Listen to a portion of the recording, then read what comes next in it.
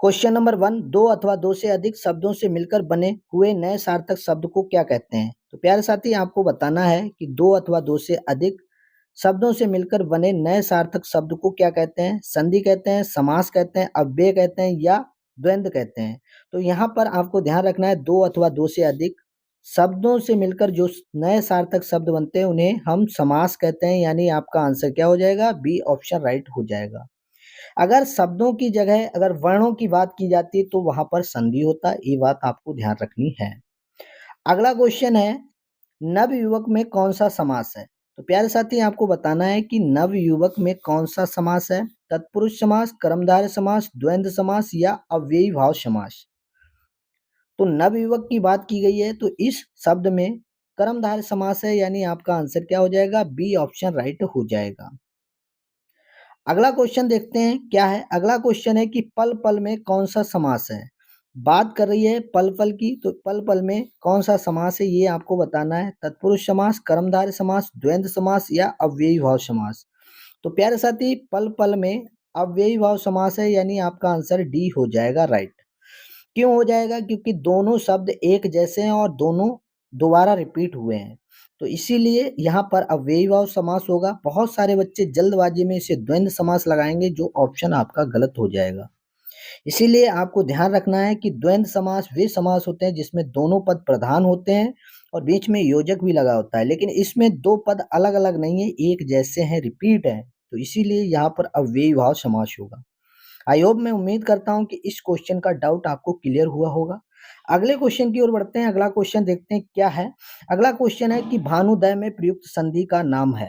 Question है, भानुदय में प्रयुक्त संधि का नाम है। जो शब्द भानुदय है इसमें बताना है कि कौन सी संधि है। व्यंजन संधि है, दीर्घ संधि है, गुण संधि है या वृद्धि संधि है। तो प्यारे साथी, भानुदय की बात की गई है तो भानु प्लस उदय यानी दीर्घ संधि बनेगा, तो यहाँ पर आपका आंसर क्या हो जाएगा? बी ऑप्शन राइट हो जाएगा। दीर्घ संधि किस में आती है? तो आपको ध्यान रखना है कि स्वर संधि में आती है। स्वर संधि के कितने भेद होते हैं? तो प्यारे साथी, 5 भेद होते हैं, ये भी आपको ध्यान रखना है। अगला क्वेश्चन देखते हैं क्या है। अगला क्वेश्चन है कि हरिश्चंद्र में प्रयुक्त संधि का नाम है। शब्द है हरिश्चंद्र, इसमें बताना है कि कौन सी संधि है। व्यंजन संधि, स्वर संधि, विसर्ग संधि या इनमें से कोई नहीं।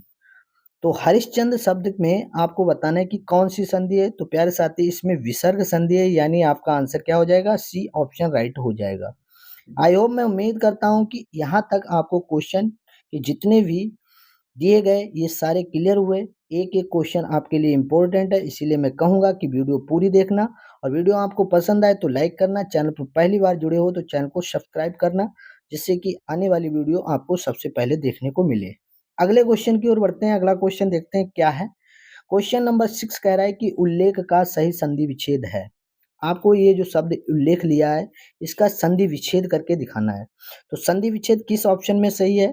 तो उत प्लस लेख होगा, यानी आपका ए ऑप्शन राइट हो जाएगा। उल्लेख का सही संधि विच्छेद होता है उत प्लस लेख, यानी ए ऑप्शन राइट हो जाएगा। बी भी सही नहीं, सी भी नहीं सही और डी भी नहीं सही। क्वेश्चन नंबर 7, शुद्ध वर्तनी का चयन कीजिए। यहाँ पर आपको शुद्ध वर्तनी को ध्यान में देखते हुए क्वेश्चन का आंसर देना है। देखो, सभी ऑप्शन में कवित्री लिखा है, किस ऑप्शन में कवित्री सही है ये आपको चयन करना है। तो यहाँ पर ए ऑप्शन आपका गलत है, बी ऑप्शन गलत है और डी ऑप्शन गलत है। आपका ए सी वाला जो ऑप्शन है वो आपका राइट है। सी वाले ऑप्शन में कवित्री सही लिखा है, यानी आपका आंसर क्या हो जाएगा? सी ऑप्शन राइट हो जाएगा। क्वेश्चन नंबर 8 की ओर बढ़ते हैं। अगला क्वेश्चन है कि इनमें संयुक्त व्यंजन कौन सा है। अब आपको बताना है कि इनमें कौन सा संयुक्त व्यंजन है। प्यारे साथी, आपको ध्यान रखना है संयुक्त व्यंजनों की संख्या 4 होती है। वो कौन कौन से होते हैं ये भी आपको ध्यान रखना है। तो छा, त्रा, छा, त्रा, ज्ञा और श्रा, ये सब संयुक्त व्यंजन है। संयुक्त व्यंजन की संख्या कितनी होती है? 4 होती है। और इसमें ऑप्शन में देखो तो बी वाले ऑप्शन में संयुक्त व्यंजन है, यानी ज्ञा संयुक्त व्यंजन में आता है। अगले क्वेश्चन की ओर बढ़ते हैं। अगला क्वेश्चन है कि हिंदी वर्णमाला में स्वरों की संख्या है। हिंदी वर्णमाला में आपको स्वरों की संख्या बतानी है, तो यहाँ पर आपका आंसर क्या हो जाएगा? सी ऑप्शन राइट हो जाएगा, यानी 11 है। क्वेश्चन नंबर 10, भारत में सर्वाधिक बोले जाने वाली भाषा कौन सी है। यहाँ पर आपको बताना है कि भारत में सबसे ज्यादा बोली जाने वाली भाषा कौन सी है। हिंदी, संस्कृत, तमिल, उर्दू। तो यहाँ पर आप जो ऑप्शन होगा, भारत में सबसे ज़्यादा बोली जाने वाली भाषा है वो हिंदी है, यानी आपका ए ऑप्शन राइट हो जाएगा। क्वेश्चन नंबर 11 कह रहा है कि लेखक शब्द में प्रयुक्त प्रत्यय है। अब आपको बताना है कि जो लेखक शब्द है इसमें प्रत्यय कौन सा है, तो का है, इक है, आक है या अक है। तो यहाँ लेखक का सही, लेखक में जो प्रत्यय होगा तो लेख प्लस अक मिलेगा तो लेखक बन जाएगा। तो जो अक है वो प्रत्यय के रूप में कार्य कर रहा है, जो डी ऑप्शन आपका राइट हो जाएगा। चलिए नेक्स्ट क्वेश्चन की ओर बढ़ते हैं। अगला क्वेश्चन है कि अनुवाद में प्रयुक्त उपसर्ग है, जो शब्द है अनुवाद, इसमें कौन सा उपसर्ग है, तो यहाँ पर अनु में बाद जोड़ देते हैं तो अनुवाद हो जाता है। तो यहाँ पर अनु क्या है, उपसर्ग के रूप में कार्य कर रहा है, यानी ये ऑप्शन आपका राइट हो जाएगा। क्वेश्चन नंबर 13 कह रहा है कि बोतल किस भाषा का शब्द है। ये जो बताना है कि बोतल जो लिखा है ये किस भाषा से लिया गया है, पुर्तगाली, अंग्रेजी, फारसी या अरबी। तो बोतल में जो शब्द है ये पुर्तगाली भाषा का शब्द है, यानी आपका आंसर क्या हो जाएगा, ए ऑप्शन राइट हो जाएगा। अगला क्वेश्चन देखते हैं क्या है। अगला क्वेश्चन है माचिस किस भाषा का शब्द है, पुर्तगाली, अंग्रेजी, फारसी, अरबी। तो यहाँ पर जो माचिस है तो प्यारे साथी आपको बताना है किस भाषा का शब्द है, तो ये अंग्रेजी भाषा का शब्द है, यानी आपका आंसर क्या हो जाएगा, बी ऑप्शन राइट हो जाएगा। क्वेश्चन नंबर 15 हलवाई किस भाषा का शब्द है। जो हलवाई जो शब्द है ये आपको बताना है किस भाषा का शब्द है, तो यहाँ पर आपका सही आंसर हो जाएगा अरबी। हलवाई जो है अरबी भाषा का शब्द है, यानी आपका डी ऑप्शन राइट हो जाएगा। क्वेश्चन नंबर 16 दिए हुए शब्दों में भिन्न अर्थ वाला शब्द है। अब आपको बताना है कि ऐसा कौन सा शब्द है जिसका अर्थ भिन्न है। ऊषा, दिन, प्रभात, सवेरा। तो यहाँ पर अगर बात करें तो दिन अलग है सबसे, यानी आपका आंसर क्या हो जाएगा, बी ऑप्शन राइट हो जाएगा। अगले क्वेश्चन की ओर बढ़ते हैं। अगला क्वेश्चन है कि तीर का पर्यायवाची शब्द नहीं है। ये बताना है कि तीर का पर्यायवाची शब्द नहीं है। तार, वाण, सर और नाराज। तो यहाँ पर आपका तीर का पर्यायवाची शब्द जो नहीं है वो है तार। तार तीर का पर्यायवाची नहीं है, यानी ए ऑप्शन राइट हो जाएगा। अगला क्वेश्चन देखते हैं क्या है। अगला क्वेश्चन है कि अवनी का विलोम शब्द है। ये जो शब्द अवनी है इसका विलोम शब्द बताना है।